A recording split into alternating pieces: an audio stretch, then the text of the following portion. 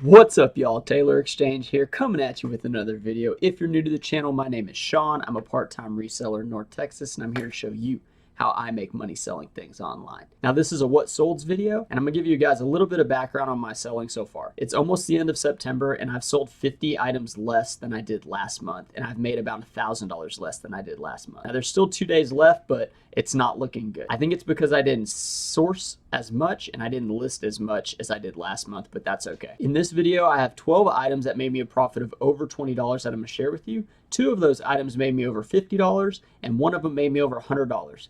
Let's get into it. First item up is a 15-pound cap dumbbell. Now, this is a hexagon dumbbell. I found it from a local source. I picked it up from a guy off of the internet and I paid $10 for it. It sold for $49.99. And after shipping and fees, I made a profit of $25.96. This sold within 1 day. Next item is a 45-pound weight plate. Now, this is with the 2-inch center, and it's a part of that bundle that I got for $60. So this one I actually have $0 in. I sold it for $85, and after shipping and fees, I made a profit of $34.09. Next up, we have a Dymo lot. Now, this is from the business closeout deal that I bought. Now, this is one that was complete, and then the other Dymo with it didn't have the spindle. I decided to lot them together just because I figured selling one without the spindle, people might like get the wrong impression that I sold them a broken one because it was missing a part. So I just didn't really want to get into it. I have $10 into these Dymo printers, and I sold them for $69.99. And after shipping and fees, I made a profit of $41.88. Next up was a big bolo find. This was NCAA 14 for the Xbox 360.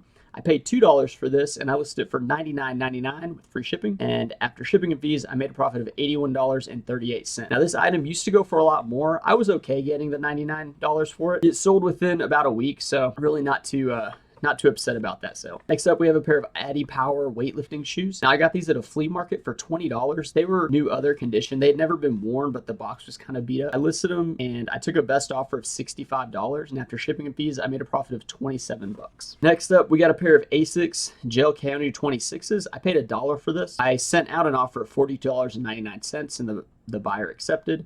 After shipping and fees, I made a profit of $28.79. Next up, a pair of Carhartt fire-resistant pants. This is a men's pair. I paid $1 for this, and it sold for $39.99. After shipping and fees, I made a profit of $26.18. The next 2 items are both VCRs. The first one's a Magnavox VCR. I paid $7.99 for this. It sold for $50, and after shipping and fees, I made a profit of $24.89. I took a best offer at $50. I had it listed a little higher, but $50 is fine. The Go Video combo. Now, this is a VCR DVD combo, so typically they sell for more money, but because Go Video is an off-brand, I wasn't able to price it as high. The market for it just wasn't there. They did pay full price at $49.99, and after shipping and fees, I made a profit of $25.88. And all these VCRs and any item over a pound, that can't fit flat rate, I'm going to ship it with Pirate Ship, box in the bag method. I just use the cheapest trash bags Walmart has that are black, and I box it up and bag it and put in the dimensions.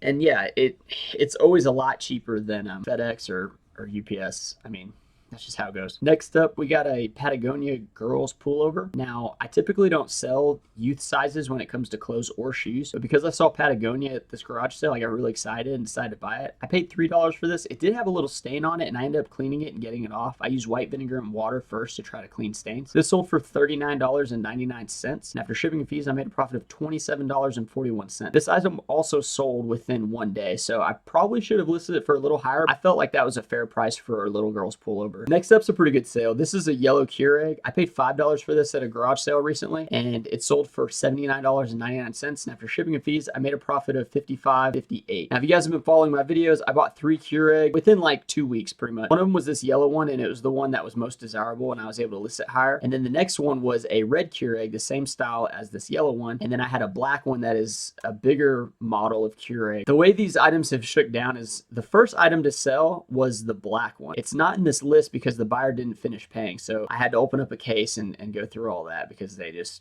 didn't pay for it. Next was the red Keurig. My grandma wanted to keep this one. I told her I had it and she said she wanted it for her kitchen. So she's now getting that Keurig. And then the yellow Keurig sold recently. So Keurigs, I mean, people want them, That black one, I'm going to relist it as soon as that case deal is over with. But That one's probably going to sell. And I think they were going to buy it for like $59.99. And that's what I had it listed at. I feel like that was a pretty fair price. But yeah, Keurigs, definitely pick them up if you can get them for cheap. All right. And I saved the best for last. These are two 45-pound weight plates. It's the Olympic plates. It has the 2-inch centers. And this was in the lot of weights that I got for $60. So I have these marked at $16.50 as far as cost of goods. I sold it for $240. And after shipping and fees, I made a profit of $118.07. Now the label on this one was like, I think 70 or 80 bucks. I think it was a $76 label, and I decided to go UPS because it was the cheapest. Jeez. And all right. It was the cheapest label. So through UPS, I couldn't do pirate ship. Pirate ship, you can only go up to 20 pounds with the box in the bag method. And then USPS, you can only go up to, I think, 70 pounds is the max on that. So I went UPS and I had to go to not Walgreens, but CVS and drop off the package. So I kind of got confused because I went to Walgreens initially because that's where I do the FedEx drop off. And they're like, no, we can't take this label. It's CVS. And I said, okay. All in all, pretty good sales. And like I said, I've sold 50 less items than I did last month. So my goal is to try to like split the difference between what I made this month and what I made last month and try to get closer to that 2,000 mark. I think I'm sitting at like 1,450 for this month in profit. And yeah, it's lower, but you know what? Football season started and I've noticed that's taking out a significant amount of time from my schedule because I watch at least 10 hours of football a week.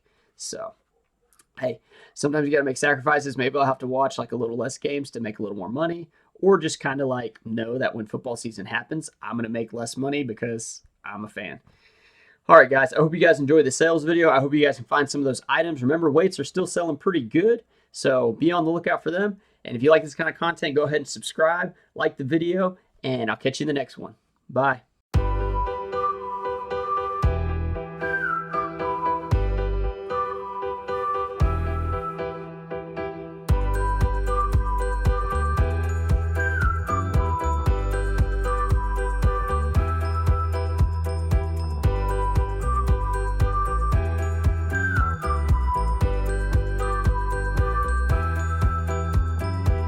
Last up was my